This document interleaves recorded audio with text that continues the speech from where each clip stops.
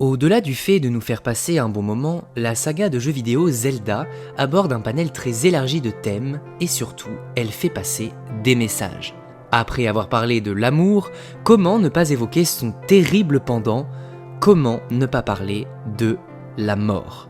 Comme pour la dernière vidéo, je ne suis clairement pas le premier à parler de ce sujet et je vous recommande d'aller voir les autres vidéos qui le traitent déjà. Ceci étant dit, je vous propose de nous intéresser à la mort dans les jeux Zelda.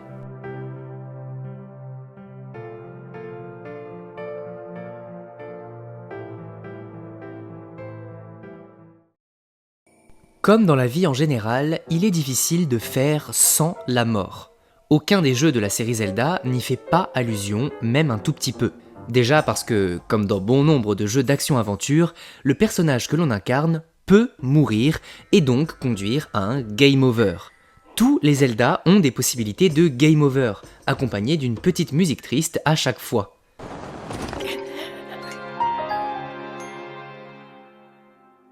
Au-delà de la mort du héros que l'on contrôle, pour progresser dans l'histoire des jeux, des morts sont nécessaires. Des morts dont on a tellement l'habitude qu'on finit par ne plus les voir, la mort de nos ennemis. Les monstres que Link rencontre seront tués. Les boss de chaque donjon seront tués et la fin d'un jeu, l'objectif principal de l'histoire, est très souvent la mort du grand méchant.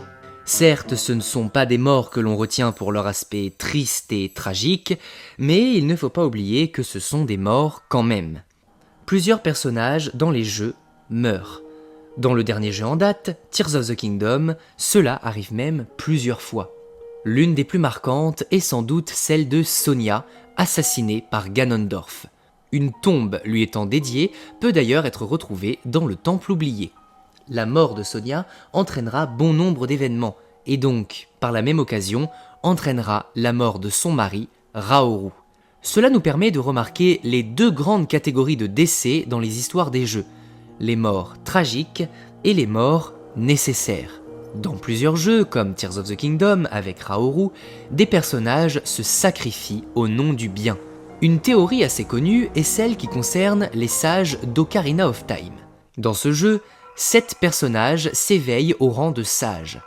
Mais, selon certains, cet éveil supposerait leur mort.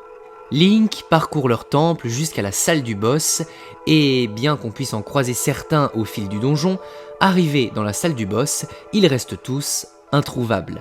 La théorie veut que, pour s'éveiller en tant que sage, Saria, Darunia, Ruto, Impa et Naboru se soient sacrifiés, volontairement ou non. En revanche, d'autres décès sont présents dans les histoires pour apporter un côté tragique et mélodramatique au jeu et pour toucher les joueurs en plein cœur. C'est le cas de la mort de Lutera dans Twilight Princess ou même de la mort de chaque prodige dans Breath of the Wild dont on reparlera tout à l'heure. À Hyrule, on constate qu'une place assez importante est accordée à la mort, un peu comme dans nos sociétés occidentales contemporaines. Dans beaucoup de jeux, et ce depuis le tout premier, il nous est possible de remarquer la présence de cimetières, comme à Célesbourg dans Skyward Sword, mais ils semblent souvent rattachés au village de Cocorico. Que ce soit dans Ocarina of Time, Twilight Princess ou même Breath of the Wild, les jeux exposent souvent le cimetière de Cocorico, lieu de recueillement du peuple Sheikah. Dans Ocarina of Time plus particulièrement, le village de Cocorico est construit sur le temple de l'ombre, ayant pour thème principal la mort. Tout n'est que sang, guillotine, ossements et faucheuse. Cela peut nous rappeler les profondeurs de Tears of the Kingdom, qui est une sorte de miroir assombri du royaume d'Hyrule, où il nous est possible de rencontrer des esprits et des fantômes de soldats, se basant un petit peu sur les fantômes que l'on peut rencontrer dans Twilight Princess. Comme nous l'avons vu, la mort, à proprement parler, est un thème assez récurrent, presque inévitable au fil des jeux Zelda. Mais il existe un sous-thème à celui-ci, qui apparaît comme tout aussi inévitable, voire encore plus, le manque, la perte, le deuil.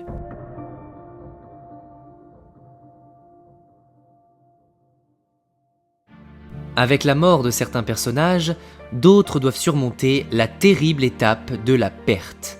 Tous ceux qui ont déjà expérimenté ce sentiment savent à quel point il est douloureux de dire au revoir aux personnes que l'on porte dans notre cœur. Ce sentiment n'est pas toujours lié à la mort au sens de décès d'une personne, mais au sens d'une séparation, de la fin d'une époque, d'une page qui se tourne dans une vie, bref, surmonter la perte de quelque chose ou de quelqu'un. Je ne vois pas comment je pourrais parler du deuil dans les jeux Zelda sans parler de Zelda Majora's Mask. Comme l'a démontré Captain Hype dans sa série de vidéos sur ce jeu, dans son histoire et sa construction, tout se rapporte au deuil dans Zelda Majora's Mask. C'est très connu et on en a déjà parlé sur cette chaîne, mais on sait que chaque zone du jeu représente une étape du deuil, étape établie par la psychiatre Elisabeth Kubler-Ross. Dans l'ordre, Bourg-Clocher représente le déni avec ses habitants qui se moquent complètement de la lune qui est en train de tomber. Bois-Cascade représente la colère avec les mojos qui sont sur le point de brûler un singe de rage. Le Pic des Neiges représente le marchandage avec le chef des Gorons qui tente de revenir à la vie par tous les moyens possibles. La Grande Baie représente la dépression avec la chanteuse des auras qui refuse de prononcer un seul mot. Et enfin, la vallée d'Ikana représente l'acceptation, avec ses habitants qui sont tous des squelettes et des fantômes.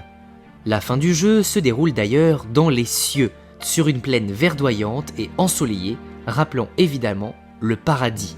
Au-delà d'être dans les cieux, cette fin du jeu se déroule même dans la lune, qui représente clairement la mort elle-même. Quand on s'intéresse en profondeur au jeu, on se rend compte que tout ce qu'il raconte se rapporte au deuil. Les quêtes secondaires de chaque personnage, très mises en avant dans ce jeu, ont quasiment toutes un lien avec la perte de quelque chose ou de quelqu'un, mais aussi et surtout de l'acceptation de ce manque et de cette perte. Faire son deuil, c'est accepter qu'une époque est révolue, pas qu'elle n'a jamais existé, au contraire, mais bien qu'elle est terminée. De nombreuses situations de deuil sont mises en avant dans la série Zelda. Link's Awakening en est un très bon exemple. Le jeu tout entier se termine sur une disparition. Tout au long du jeu, Link évolue sur Link Cocolint et y fait plusieurs rencontres. Malheureusement, on apprend au fil de l'aventure que cet endroit n'est pas réel et que, au moment où Link quittera l'île, tout disparaîtra.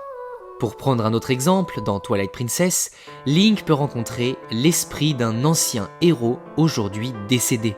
Beaucoup de joueurs avaient déjà émis l'hypothèse qu'il s'agisse du Link d'Ocarina of Time bien des années plus tard. Ensuite, cette théorie a même été confirmée par les créateurs des jeux. Le Link d'Ocarina of Time apprend ses techniques au Link de Twilight Princess, car il n'a pu le faire avec personne d'autre.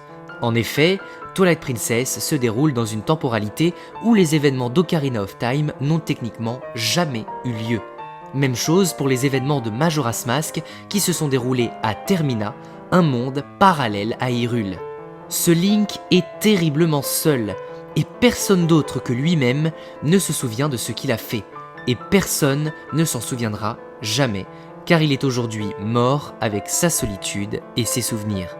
Nous sommes ici dans une situation où un personnage ne parvient pas à faire son propre deuil. Ce n'est d'ailleurs pas la seule fois où ce personnage est lié à la thématique du deuil. Dans Majora's Mask, encore une fois, l'aventure du jeu est carrément lancée par une perte.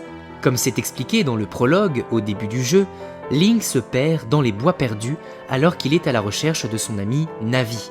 Il doit accepter leur séparation et c'est tout le jeu qui en est une représentation. À un moment de l'histoire du jeu, Link obtient le chant de l'hymne du vide qui a le pouvoir de créer une statue d'un héros disparu. Ce qui avait soulevé beaucoup de questions à l'époque est que ce chant pouvait créer une statue de Link lui-même. Des théoriciens avaient alors pensé que ceci signifiait que Link était mort dans Zelda Majora's Mask. Les développeurs du jeu ayant réfuté cette théorie, on peut alors plutôt imaginer que cela représente le deuil de Link.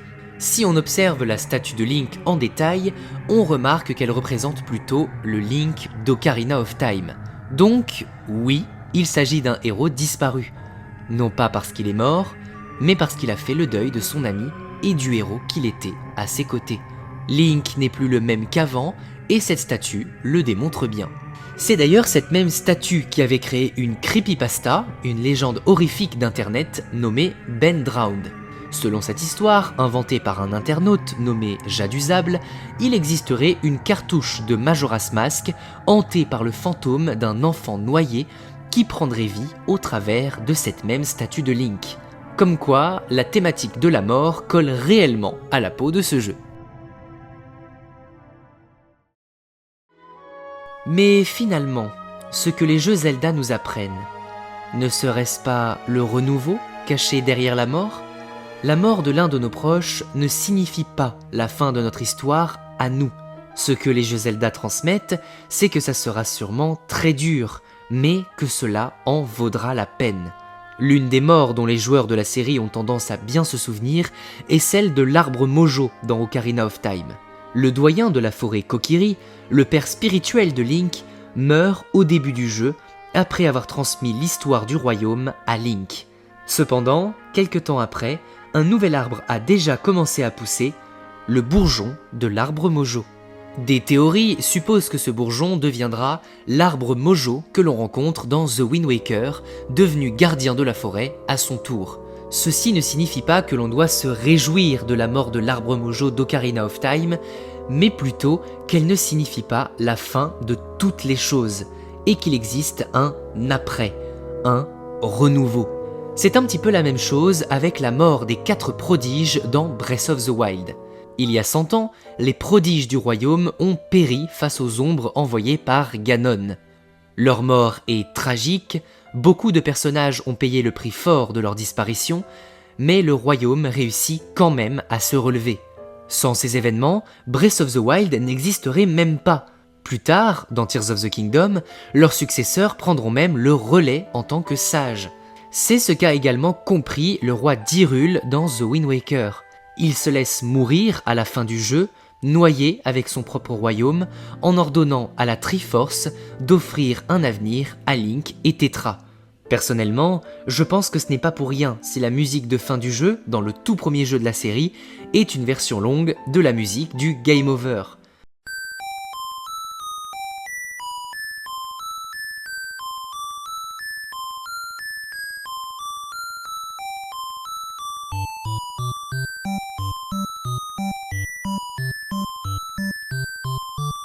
C'est la fin du jeu, une fin qui laissera sa place à de futurs jeux.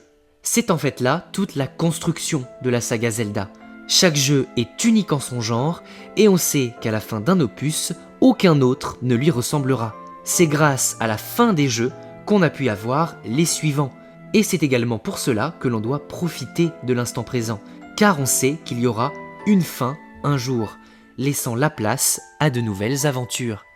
C'est même précisément parce qu'il y a une fin qu'on doit profiter et vivre, pour n'avoir aucun regret le jour où cette fin arrivera pour de vrai. La mort est synonyme du temps qui passe. La course du temps peut parfois paraître angoissante, surtout pour ceux qui se demandent ce qu'il y aura après. La mort est une peur de vivant, comme disait l'autre. En l'honneur de tous ceux qui ont quitté ce monde, mais jamais notre cœur, nous nous devons de continuer de vivre. Et quand le dernier jour arrivera finalement, nous n'aurons peut-être plus si peur que cela, après avoir vécu toutes ces choses qu'ils auraient voulu qu'on vive. Le message que les jeux Zelda transmettent à propos de la mort, c'est peut-être que l'on doit vivre.